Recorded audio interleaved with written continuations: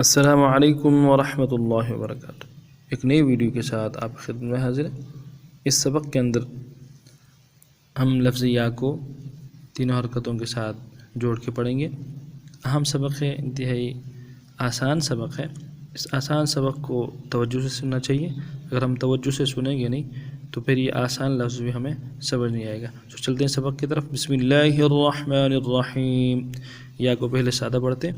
یا ایک الف مقدار بھی کھینچیں گے، کوئی جھٹکا کوئی وہ کرنا کھینچنا نہیں ہے۔ یا اب زبر کے ساتھ پڑھتے ہیں۔ یا زبر یا، یا زبر یا انتہائی نرمی کے ساتھ۔ یا زیر یہ، یا زیر یہ، یا پیش یوں، یا پیش یوں، یا یوں نرمی کے ساتھ۔